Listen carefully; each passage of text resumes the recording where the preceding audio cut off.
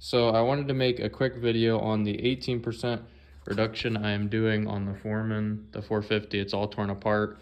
I bought some 31-inch Outlaws. So instead of doing, I had planned on doing the 14% reduction that kind of everybody does with the 300 basket, which is what this is, and a 300 primary gear.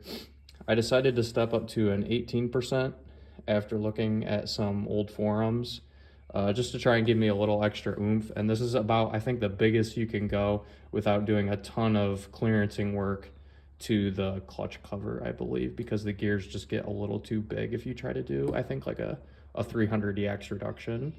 I think is, I don't know, maybe 25%, but like I said, that's much more involved. This was relatively easy, but I did have to do a couple things. You can see my original gear that came off the 450, I had to cut up and actually smack the bearings out. I ended up reusing the bearings that were in my original primary gear in this gear right here. And this is a Big Red 250 primary gear, which has 26 teeth. The 300 gear has 27 teeth, and I think I don't know, this one has like 30 teeth or something like that. So that's kind of where your reduction comes from. Like I said, this one, 26 teeth. So what I had to do though was the 250's crank is slightly smaller than the crank on the 450, which means the bearings that were in this gear were, slightly smaller than what's on the 450, just a hair. But obviously these smaller bearings, it's not gonna work. So I had to cut apart my original gear and reuse those bearings inside the 250 primary gear. Hopefully that makes sense. And to do that, you also, the ODs are also different size on the bearings. So the ID is slightly smaller and the OD is slightly smaller. So what you're gonna do is, once you cut those bearings out and get them tapped out of the Big Red gear, you're gonna have to take it to somebody like with a machine shop with a lathe or something and either mill or bore, turn this ID out in the gear so to accept the bigger 450 bushes. And that worked pretty good. They're split, so you do have to be careful. I would recommend having them undersize the IDs so you have a little bit of meat left when you press these bearings back in, and you can kind of almost finish hone it to size. That's what I did with this front one because it was a little tight. And the fit is damn near close to stock. So like I said, I have not tested this yet, test fit this. I've test fit this on my crankshaft and it works great. Like I said, it spins nicely. It's just about like the stock one, but like I said, 26 teeth should equal about an 18% reduction. So hopefully that kind of clears it up.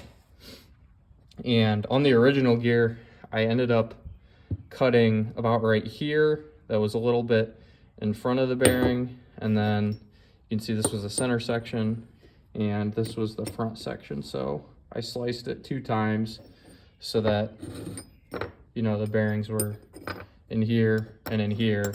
And then I took a really close fitting socket. You do have to be careful because these are brass and they're super soft, or bronze, whatever.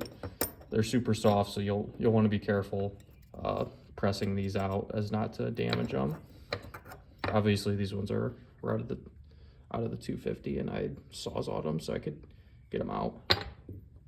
But just for reference, you'll have to cut that out because the center section ID is actually smaller, so you can't just tap them through easily. And if you try to use a chisel or something, you're just going to destroy the bearing. It's just too soft to do anything like that. So you'll have to use a nice fitted socket or something that'll evenly push and press the bronze bearings out.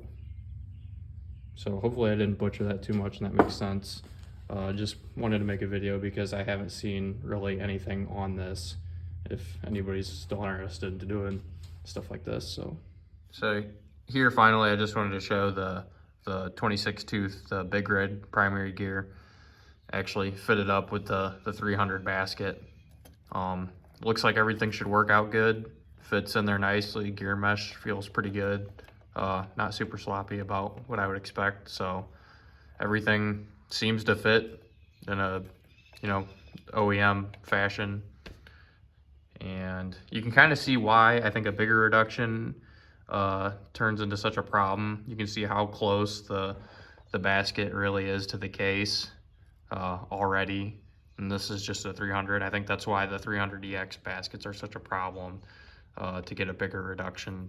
Plus the fact that I think you have to turn this gear off and weld a new one on. It just sounded like a lot of work. So hopefully this 18% will be solid enough for to turn the 31s. But we'll see once I get it all finished up and put back together. So.